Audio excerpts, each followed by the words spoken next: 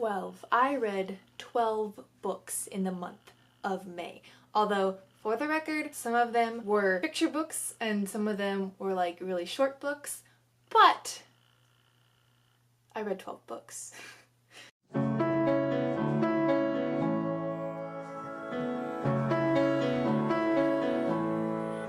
Hey guys, it's Hannah, and today I'm finally doing my May wrap-up and June TBR. I'm sorry there wasn't a video last week. It's been kind of crazy around here. I'm working quite a bit. I'm doing a summer class. We have painters in the house. It's kind of a lot at the moment. But I am finally back. Hopefully I'll get this edited before tomorrow when I need to post it, which should happen. But I do have a friend coming over later to go kayaking.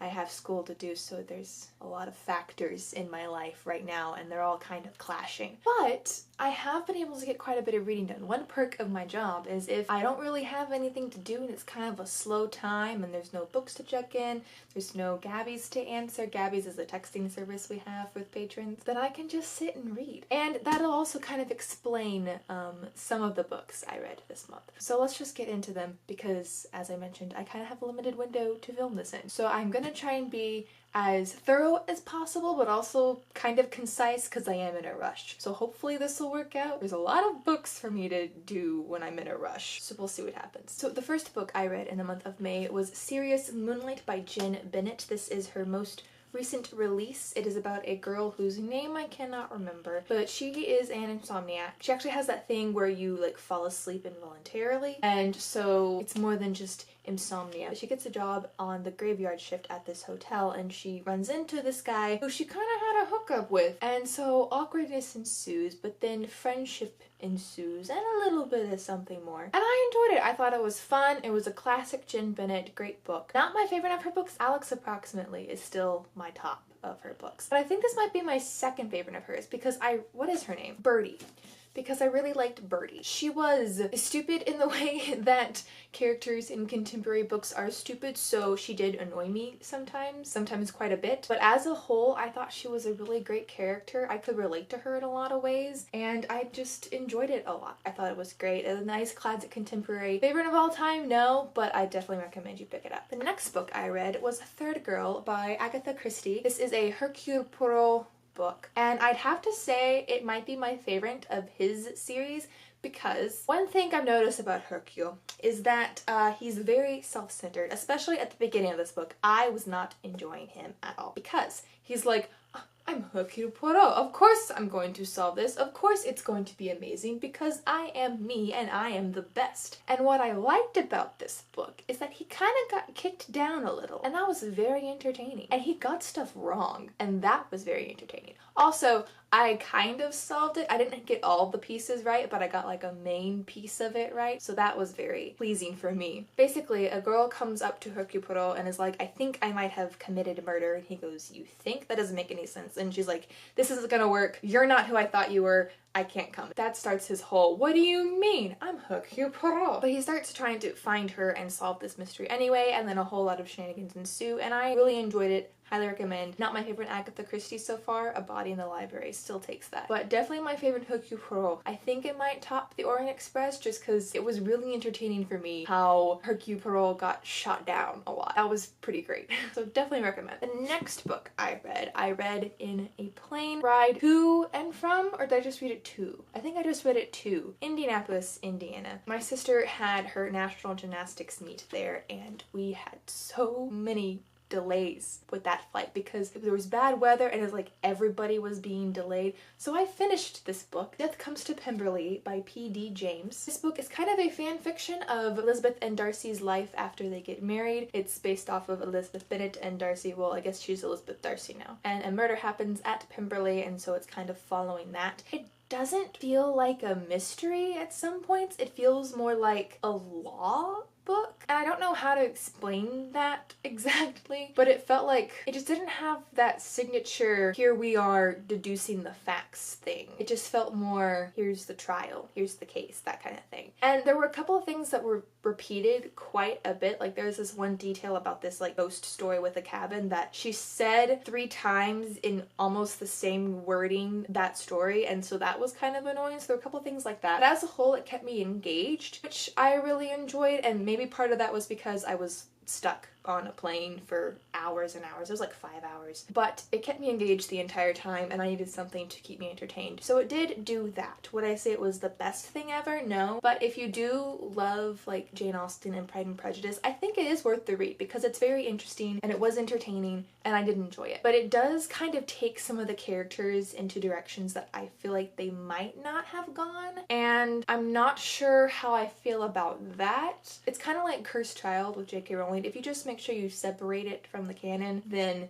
you can enjoy it. So I recommend it. It was good. Nothing amazing or spectacular, but I enjoyed it. The next book I also read on this super long day of plane rides, and that was Guidebook to Murder by Lynn Cahoon. This is the first book in the Tourist Trap mystery series, and if you recall, in April I read the fifth. I read the fifth in that one. I read the fifth book in the Tourist Trap mystery series on accident because I thought it was like the first or something. It wasn't. It was the fifth, but it was still good, and so now I want to go back and reread the series. And so I had this on my Kindle from my library, and it was the next book I grabbed when I finished reading Death Comes to Pemberley. So I was also reading this in a plane, but I also got to read this when we were actually like in Indianapolis and doing stuff and like at the gymnastics meet, so it was a little better situation. But this is about Jen? What's her name? I'm really bad at characters' names. Jill. This book is about Jill, and she owns a coffee shop bookstore in this small town in California, and her kind of mentor, grandmother figure dies, and it ends up being murder. And she's kind of suspected, but also having to be protected because she's being threatened. And so there's a hunk of a man that helps her out. Which, one problem I have with this series, I don't remember it happening in this book, but in the later books, she keeps referring to him as her boy toy, and I don't like that. And another thing that would happen, again, I think more later in the series, well, no, I think it did happen in this book too. He'll sometimes refer to her as kiddo, but this is a spoiler, they start dating, okay? And I don't know if I like that either. So just, those are my two main things. It's just, let me get back to the book. I loved it. It was great, very entertaining. These books are the kind of books that if you just want something fast to read, if you want something entertaining to read, then you need to pick up one of these books because they're fun. I've loved every one of them so far. They've just been great, and they're super quick to read, especially if you read them on a Kindle. They just like breeze by. Like you don't even realize you're at the end of the book until you're like, oh shoot, I'm 90% through. I'm about to read the climax, and something's gonna happen, she's gonna get in danger, and then hurrah, the day is saved. It's one of those kinds of books. It's like Nancy Drew, where there's just kind of a cookie cutter for each book, but you love it each time. Definitely recommend this series. It's so fun so far. I'm not done with it, but it is so fun so far. I guess I'll go ahead and mention that later in the month I also read Mission to Murder, which is the second book, and If the Shoe Kills, which is the third book. And again, love them both. I think the third book is my least favorite so far, and it might have been since I read them kind of back to back that the whole cookie cutter plot and characters were starting to get on my nerves, but that one just kind of annoyed me a little bit more. So that one is my least favorite so far, but still loving this series, thinking it's great. Eventually I'll pick up the fourth and then continue to the sixth. I think there's 9 right now. I've requested them at my library, so eventually I will get to them. The next book I read, and this is going back to the plane ride, but this was the long plane ride back home, which wasn't as long for me. I was on a different plane than my mom and my sister were going home, so I had a layover in Atlanta. So I wasn't delayed at all, but they had a layover in Dallas, and they didn't have a pilot, and then there was bad weather, so they didn't get back until like 1 a.m. or something, so I was just chilling at our car for a long time, FaceTiming friends because I was bored. But what I read on my plane rides was Dear Mr. Knightley by Catherine Rie. This book is about a girl who is in the foster care system, and she gets this grant to go and get a master's in journalism, but in order to keep the grant, because of some like prior schooling things that had happened, she has to write letters to the patron of the grant. I don't know what you call him, but the person who's like giving her the money. She has to write letters to him, and it's a one-way thing, so it ends up becoming kind of a diary for her. So this whole book is reading through her letters. This is kind of a retelling / inspired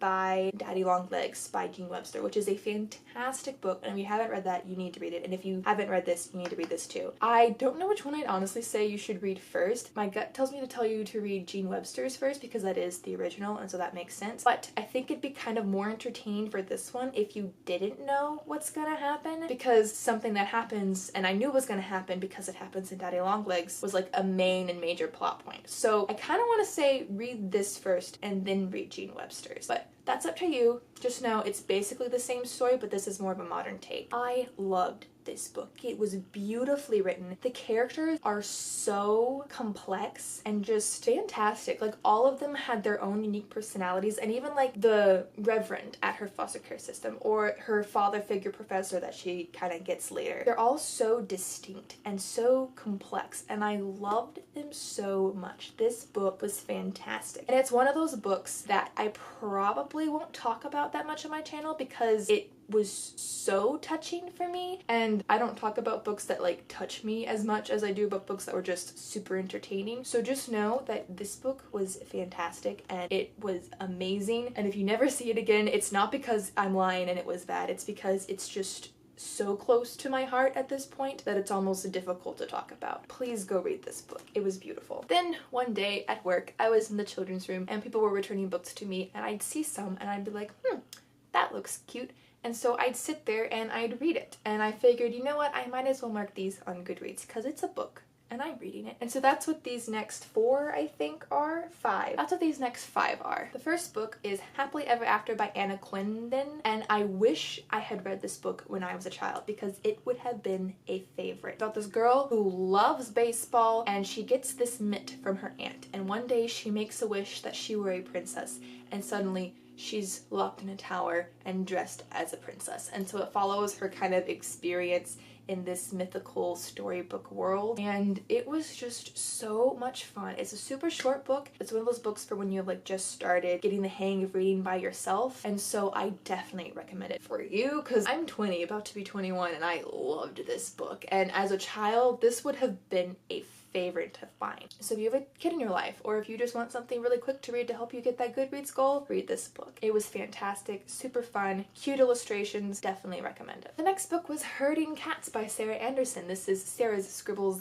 number 3. If you don't know who Sarah Anderson is, she does these like cartoon doodle things on Instagram and Twitter and those kinds of things, and she publishes them in books, and I have her first 2. I haven't bought this one yet, but then it was turned into me, and so I sat down and I read it, and it was as adorable as ever. I love her comics. They are so funny and relatable, and just highly recommend go check out her stuff. The next book was Good Night Already by Jory John. This is a picture book following a bear and his neighboring goose or duck. I can't remember what kind of long-necked bird it is. I think it's a duck. And the duck is wide awake, wants to do something, but the bear is trying to go to sleep. And so it's about this duck saying, hey, do you want to do this? Hey, do you want to do this? And the bear's going, go to sleep already. And it was cute, really quick, super fun. I enjoyed it. Recommend. The next book. I had already read this one. I never marked it before, but I had already read this one. It is called Mother Bruce. It is by Ryan T. Higgins, and this book is about a very grumpy bear who loves to eat eggs, and he gets these goose eggs, but before he can eat them, they hatch, and these goslings think, oh, this bear is our mother.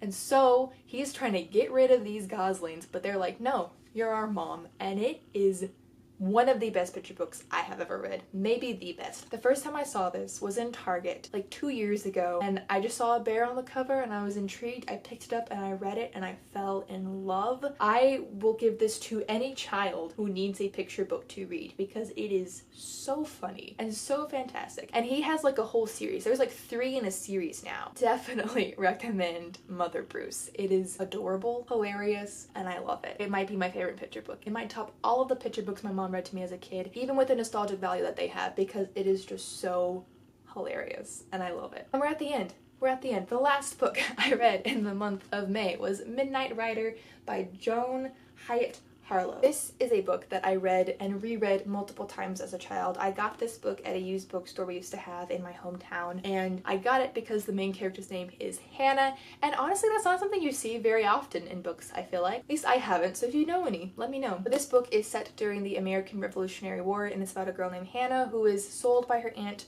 to be an indentured servant in this general's home, but she's kind of fighting for the revolution, and it is a horse book. She has a horse named Promise, and it was just as cute as I remember it being. There's a kind of climax part at the end that I had forgotten about, and so when it happened I went, oh no, here we go again, because once I like read the first sentence of the climax I was like, shoot, I forgot this happens. and it got the same kind of reaction out of me now that it got out of me when I was a child reading this. So definitely recommend this book. It is super fun, super cute, and if you know someone or you are someone who likes horses, I mean, it's like a low-key horse book. Well, I guess low-key. The horse isn't there all the time, but he's a very prevalent character. This might be one of the reasons why I really like the subtle romances, because there's a very cute subtle romance in this book, and this might have been my like start down that road, so who knows. But it was just a fun reminiscent read for me, and I recommend it. So those are all the books that I read in the month of May.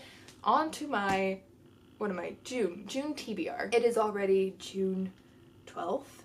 I think my birthday is Sunday when you will be seeing this, the next Sunday on the 16th. So yay, I'll be 21. I think most of my friends are more excited for that than I am, to be honest. Like, it'll be fun. I'm excited, but all my friends are like, you're 21. We're gonna party.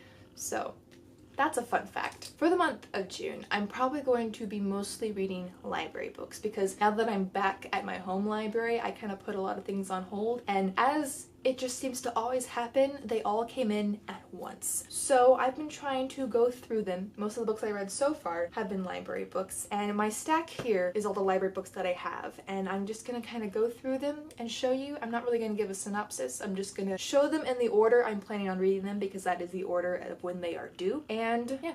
We'll get started. So what I'm currently reading is Lumberjanes Volume 6. No, I already read this one. Lumberjanes Volume 7, A Bird's Eye View. I'm kind of going through the Lumberjanes series. One of our challenges for the summer reading program we have this summer, that was redundant, is for kids to read a graphic novel, and the memory card ran out of storage, so now we're gonna really have to try and do this fast. Basically, what I was saying is one of our challenges for kids is to read a graphic novel, so since I sometimes work in kids, they asked for recommendations, and so I'm trying to kind of read through them. I've basically been just continuing on with the Lumberjanes series, so I'm defeating that purpose, but that's how I'm back on the Lumberjanes train. Next, I have Bullaway by Elizabeth McCracken. I saw this on Instagram or something like that, and then it looked interesting, so I put it on hold. Next, I have Rules for Visiting, a novel by Jessica Frances Kane. I saw someone put this on Want to Read on Goodreads, and it looked interesting, and so I put it on hold. And the next book is Where You Are Near by Tracy Peterson. Sometimes if I have nothing to do, I will see what we have in that is new, and we had the second book of this in new, and so I figured it looked interesting. Girls in Western settings, we know that that's a thing for me, so I figured I'd give it a shot. I have no clue what's supposed to happen in this book, so it may be a flop, but we'll see. It may be good, I don't know.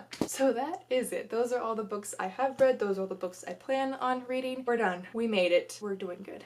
So that is it for this video. Comment down below and let me know if you have any books that have Hannah in the name. Also comment down below if there is a book that you picked up or a book that you are interested in reading solely because the main character has either your same name or a name of a friend or similar name to yours, something like that. Let me know. How much power does the name of a character have in your reading decisions? That's the main question.